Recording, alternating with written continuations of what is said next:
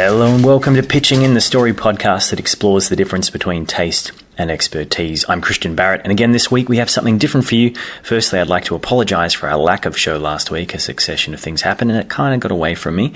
Originally our plan was to talk about Uncle Buck for this episode, but one of our guests fell ill and we didn't want to break up the band. So instead I'll be doing another short solo episode, which I'm excited for because it's given me the opportunity to focus on movie trailers. In the last few weeks, a lot of new trailers have come out, and I think it's an interesting exercise in expectation, marketing and storytelling for us to try to figure out what movie we're going to get versus what movie trailers tell us we're going to get. Because while some trailers give away a lot of the story, almost all of them tell us a different story to the one we actually end up getting from the film. Now, I'm not sure what your position is on this, but I'm okay with it. I understand getting an audience to watch a film isn't the same as making it good once they're watching. That's why trailers exist. What really matters is what story they tell us in the trailer and how much, hopefully, bigger and better the story is going to be once we see it in full. I'm also a big believer in not judging a film by your expectations. I hear a lot of people say, I didn't like the film because it wasn't what I expected. It's not up to a film to live up to your expectations. It may exceed them, but it will always defy them because it's impossible for it to do otherwise. It can never produce what you have in your mind, however much your expectations are fueled by marketing materials. That's not even taking into account the fact that studies have shown how much humans retroactively adjust our memories to suit outcomes. How often does someone proclaim, I knew this would happen, when they hadn't previously shown any sign of such precognition? A good critic judges a film based on how well it succeeds in becoming what it is trying to be. A trailer for the same film is an entirely different animal. It poses questions and encourages us to presume the most fulfilling answers, but the questions are the same as the movie. Or hopefully they are. So with that in mind, this episode I'm going to be attempting 2 pitches of full movies based entirely off the trailers. Now, to be clear, I suppose I'm going with what I hope the movie will be. My goal isn't to perfectly predict how the movie ends up, though assessing the similarities in hindsight could be interesting, but rather to try to envision the film the trailer makes me want to see. I'm also not going to attempt to do any in-depth prognostication, though that would be fun. I'm just going to go for bare-bones story points, so I recommend checking out these trailers before you listen to my pitches. I'll include links in the description. And so without further ado, let's start with Charlie's Angels. Now, this is a film set to release later this year, and it's written and directed by Elizabeth Banks. And immediately from the trailer, I want this to be about female empowerment in a world not of oppressed females, but of established female powerhouses. Enter Charlie's Angels. So we have Charlie's Angels, a kick-ass pair of women who wear disguises, infiltrate villainous penthouses, and fight to protect humanitarian aid organizations without taking credit for it. International super spies. They're women with a lot of power, and they can do a lot of good with it. Hell, they can do anything they want with it. But something's missing from the team that they can't quite put their finger on. They stumble across a new client, Elena, a woman responsible for designing the next global technological revolution, airtight data protection for everyone on the planet.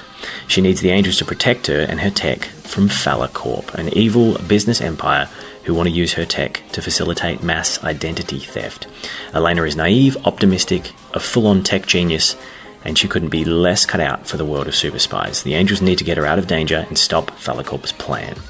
But while getting Elena out of harm's way and into proper protection, the Angels realise the situation is far more complicated than they thought. The tech too advanced. They can't stop the bad guys without Elena's help. They'll have to teach her how to become an angel. She doesn't believe she can do it. She says maybe they're wrong about her, and the Angels stop. Don't question us, they say with a smile. We're the Angels. So Elena submits, and at first she's hopeless. She's not a fighter, she's not a master of disguise, she's a techspert. She can't comprehend how women can possibly be as tough, aggressive and ruthless as the Angels seem to be. The Angels need to teach her how powerful women are, and gradually they train her up. She sheds her naive preconceptions, and together her and the Angels form a plan to take down the bad guys. They'll set a trap for Corp and allow them to steal Elena's data tech. Except they'll alter the tech so that instead of making others' identity data accessible to Corp, it will make Corp's data accessible to everyone else, and thus give them a taste of their own medicine. It's a risky plan, but the Angels know it will work, because Angels can do anything they want. When the Angels cross paths with another techspert, Alexei Rongson, he tries to explain to them that their plan might have consequences they're not aware of, but the Angels confer with Elena, and she dismisses Rongson's concerns as mansplaining, and the Angels continue as planned.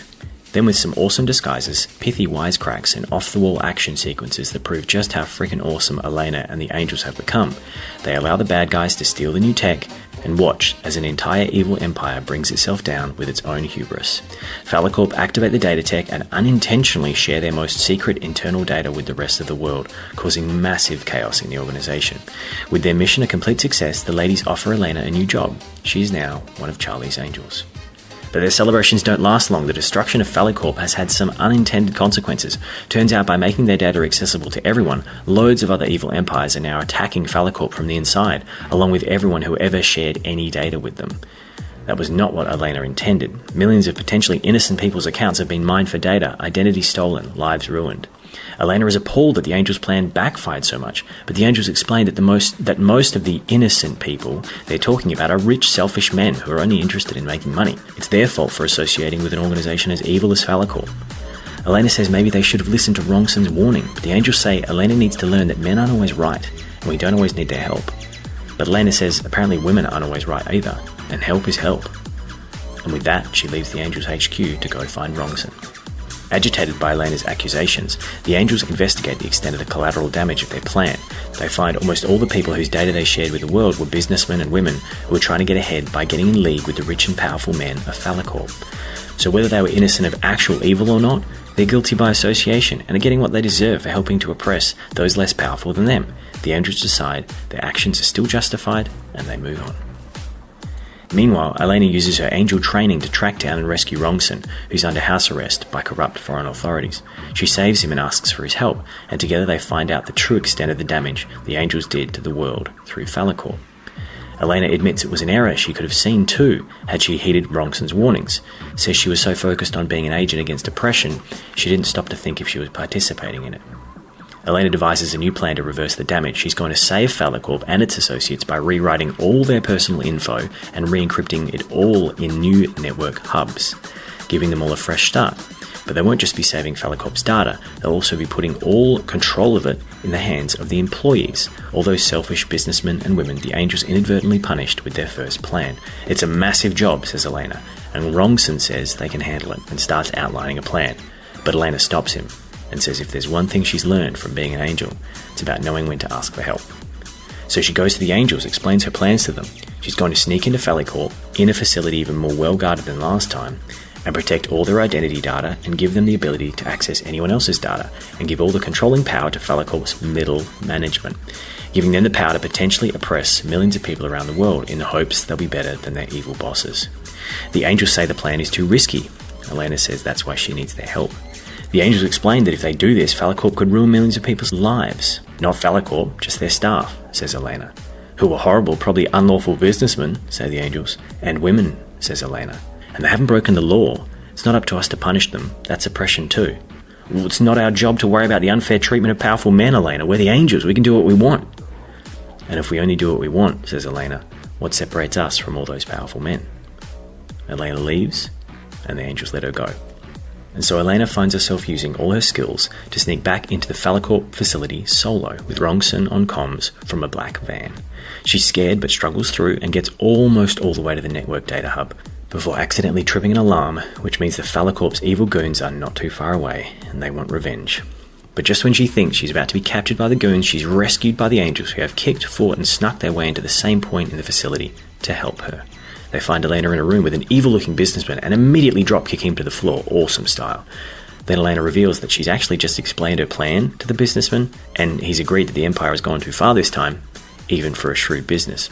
He agrees to help the Angels, much to the Angels' surprise, as they lift him off the floor. Elena asks what made the Angels change their minds to come and help her, and they say she did. How? Says Elena. Because, they reply, you questioned us. And so with the help of a shrewd businessman and a male techspert, the three Charlie's Angels fight their way to the center of the facility where they upload the new tech, save the evil empire, and put its future in the hands of the shrewd businessman and the rest of his selfish colleagues. Meanwhile, Elena proves herself to not only be a competent woman and angel, but she accepts help when she needs it, and so do her teammates, and for the first time, the Charlie's Angels seem whole. They've accepted the responsibility that comes with their empowerment. As they all escape, leaving the shrewd businessman to slink away innocently, the Angels ask how they know they can trust him. He says, you think I'm going to try anything with you three chicks watching over me? Elena smiles and says, we're not chicks, we're the Angels, and they slip away. And later, as they're celebrating their grey area win over the evil business empire, the two OG angels worry that nothing really significant has happened at all. It's been days and the empire still hasn't fallen. And they see on the news a report about stocks dropping and lots of criminal documents coming to light. But thanks to some smart business arrangements from mid-level staff, the whole corporation won't be dissolved and millions of people won't lose their jobs. But those at the top, the real criminals, will face prosecution. And a news reporter speaks to the shrewd businessman who helped the angels. He's the new CEO. The reporter says he's in charge of an enormous company. How does he know he can do this alone? And he smiles and says, nobody does anything alone, in business or life. But you've got to be pretty proud of yourself, saving so many people's jobs and capturing lifelong criminals who for years have been your bosses, says the reporter. Well, sure, says the businessman. What I did was impressive. But I have a feeling I have some angels watching over me. And the angels are watching him on TV. They smile. That guy's an asshole, they say. Which is not a crime, smiles Elena. Lucky for you, arsehole, they say to Elena. And they all smile. And they laugh and they drink champagne on a balcony as they sit in chairs in non-traditional ways. The end. So there you have it, Charlie's Angels. Feel free to let me know what you think of the pitch. I'm sure I'll be getting some feedback from Ryan and Jane at the very least. All right, now let's move on to our next pitch. This is a very controversial trailer that's recently come out. Not so much for the quality of the potential story. It has a big legacy. Big? It has a long legacy. I don't know. It's very famous, well known. It's the Uncanny Valley that people are confused about with this one. This is Cats. So here is my pitch for what I think I would like the Cats movie to be like. So Sweetie is a special breed of cat born into a privileged life, loved by humans who will do anything for her. She longs to see the world outside her safe sanctuary of cat worship, but she doesn't realise how dangerous it is out in the world. Inside her bubble of kitty privilege, she's protected from anything she doesn't like. She hates baths and water, so she has never been given one. She's only wiped down with an expensive wet cloth. Very pristine. She longs for the freedom of anonymity, the freedom of being ignored, of doing things on her own. So one night she slips away into the enormous streets of 1930s New York. At first it's a wondrous night of dancing and fancy cats. She finds she's quite well suited to this lifestyle. She has skills and knowledge of music and dance, and showing off a cat's favourite pastime, especially in the illustrious fancy cat lane. Her collar indicates she is of pristine breed, a jellicle cat. They tell her old name is gone now. She's a new cat here. They will call her Duchess. They tell her to remove her collar so she can be reborn. Jellicle cats can do whatever they want and belong wherever they choose, but she isn't quite ready to let go of her old life yet, so she leaves it on. And the night gets better and better until a scary, big mafia cat turns up. The big boss. He's in charge of Fancy Cat Lane. He funds all the cat fun in this part of town. He keeps the humans from bothering them while they party. And he expects something in return. He introduces himself to Duchess and welcomes her. Then he gives her a job to do. She can be his runner. He needs an attractive cat who can run around town getting attention and drawing in business to the lane, and that's what she's going to do. The other cats say Duchess is a grand specimen with elite breeding. She'll do the job so well he'll be sending her to other boroughs, then other cities. Duchess feels very flattered and grateful for the job. And she wants to impress her new friends, so she embraces the role and starts exploring the city and finds it actually suits her fairly well, since she gets to explore, she has freedom, she goes out into the city trying to prove her worth. And she is beautiful and can get attention, but she does struggle a little. She has to avoid the noisy cars and the noisy birds, the human traffic, and especially the gigantic puddles all around the city. But sticking to the easiest streets, she does her job, pulls in a lot of business, and gets a lot of praise. It seems like she might stay in this life for a while. The boss tells her she has a bright future and can count on a position here as long as she keeps bringing cats in. Her new friends are so happy with her, and they treat her as equal, and she loves it. Then, one day, after a long day exploring the city in the rain, Duchess' friends point out how dirty she's become. They offer her a bath, but she says she hates baths. She thought cats couldn't swim, and neither should they.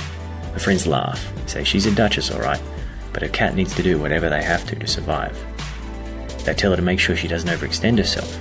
She's still a young cat, and there's some dirty and dangerous places in the city she needs to avoid. For now, she heeds their warnings, and they lick her clean, and she's grateful. A cat named Mince He looks like a mangy younger version of Duchess and idolises her, even says she wants to be Duchess when she grows up. Duchess is so touched by everyone's affection she decides to accept this as a new home. She takes off her collar and leaves it at Fancy Cat Lane for safekeeping. Not because she'll ever go back, but so she can remember her old life. The next day, Duchess ventures out again, finds herself so successful with pulling in Cat's attention, she decides to travel further and further, and very quickly finds herself being scared by city noises, bothered by birds, stomped by human traffic, until she's accidentally ventured into a burrow she doesn't recognise. She can't recall if it was one of the ones her cat friends warned her about. And then she's attacked by a gang of cats, street thugs. She's beaten up and held down in a puddle while they threaten her. They tell her they recognise her as one of Big Boss's cats. They want her to give him a message that this is the last straw, and they warned him. They warned him to keep his cats out of their territory. And now, they're going to start taking his. Duchess is dirty, hurt and distraught. She tries to make her way back to Fancy Cat Lane, but she can't find it. And she passes out in the street. She wakes up in a cat haven, but they can't identify her. Alerts have been out for days with her photo and description, but for some reason the carers don't get her owners to come get her. She stays trapped in her little cage, healing from her injuries, while cats all around her whisper about the fancy white cat who thinks she's a purebred but dances with mongrels, who flaunts her hindquarters in other cats' territory and thinks she can get away with it, who doesn't understand there's a hierarchy. And then one night, one of the radical cats breaks into her cage, threatens to kill her, and Duchess is frantic. It pushes her face into her water bowl, and she snaps. She's so distraught that she lashes out wildly and kills the radical cat. Astounded by her actions, Duchess freaks out and escapes through the latch the intruder cat broke to get in. She flees into the night, watched by all the other cats, the ones who before were taunting and goading her, but now say nothing. She can't find Fancy Cat Lane, but makes it back to her human's home. She searches for a window to slip through and spots herself in the window reflection. Matted fur, dirty spots, bloody scratches crisscross her delicate features. She's monstrous, and she's a murderer. She fears she won't be recognisable to her humans, and maybe she doesn't deserve to be worshipped anymore. But the humans see her and recognise her. They take her in, bathe her, feed her, and soon she's back in the life she remembers, with a new collar all to herself. She starts to wonder if she ever should have left in the first place. She sees her humans packing up boxes of her things and decides to slip out one more time while they're busy. Healthy and strong again, she ventures out to find the Fancy Cat Lane and does so. But it's different. It's destroyed. No more amazing cats doing amazing dances and singing, celebrating. She stumbles across a decrepit, broken cat scrabbling in the dirt and asks him what happened. He explains there was a great war over cat territory. Many died, and now the Fancy Cat Lane no longer exists. He says she best be off before the enemy patrols come through, making sure no one's returned. Duchess asks after her friends, after Mince, the little one that idolised her, and at the mention of these names, the cat turns around. It's Big Boss Cat, but he's a shadow of his former self.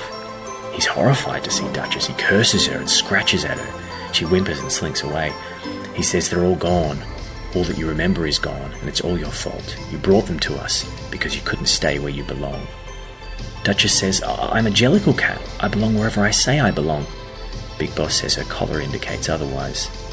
And Duchess checks her collar. It's almost exactly the same as her old one. She asks what he means, and Big Boss says the stone she wore before was a pristine stone, the kind humans reserve for jellicle cats. This stone is nothing. Her humans would as soon lose her on purpose as by accident.